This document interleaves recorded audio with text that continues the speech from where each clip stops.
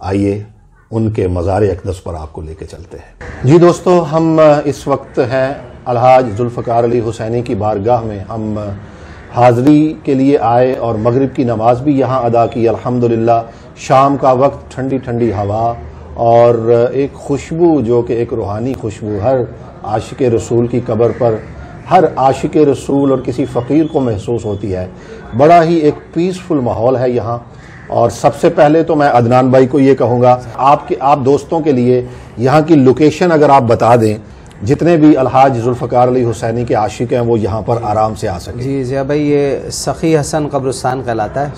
سخی حسن قبرستان، اور یہاں پر یہ سٹارٹنگ میں یہ مین روڈ پر ہی ہے۔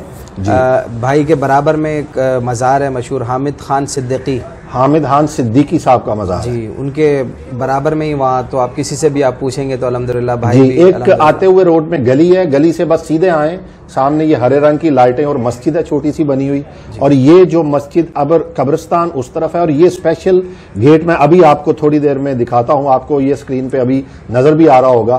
اس گیٹ سے سائیڈ پہ پہلی، دوسری اور یہ تیسری جو قبر مبارک ہے یہ جناب الحاج ذوالفقار علی حسینی کی ہے۔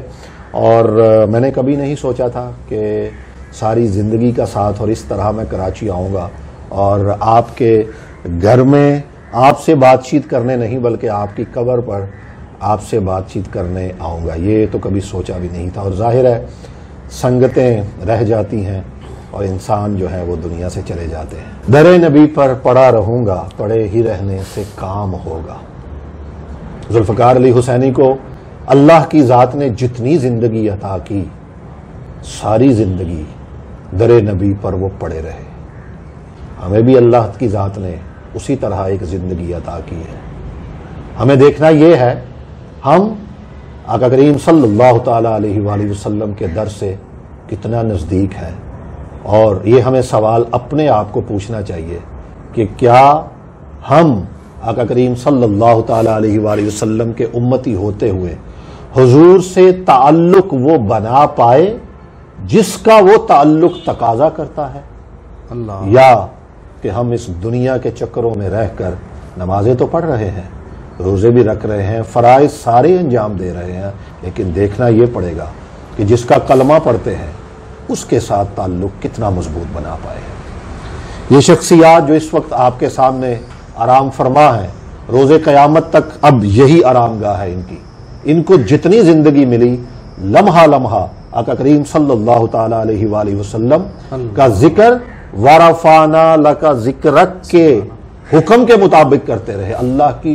سنت میں شامل ہو کر جتنی طاقت، جتنی توفیق ملی، اب اللہ روز قیامت تک ذوالفقار علی حسینی کا ذکر اپنی شان، اپنے مرتبے کے مطابق کرتا رہے گا۔ بے شک، سوچئے گا ضرور، اور جب کبھی وقت ملے، سکون کی تلاش ہو، گاڑی یہاں لے آئیے، پارک کیجئے، وضو کیجئے، باہر چھوٹی سی مسجد ہے، 2 نفل پڑھیے اور یہاں صف بچھا کر اس ثناخان رسول کی بارگاہ میں چند لمحے گزار کر گھر چلے جائے۔ اللہ تعالیٰ آپ کو ہمیشہ خوش رکھے، اللہ تعالیٰ آپ کو ہمیشہ آقا کریم صلی اللہ تعالیٰ علیہ وآلہ وسلم کے ذکر سے جوڑا رکھے۔ یہی زندگی ہے۔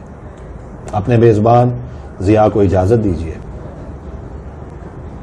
اللہ حافظ۔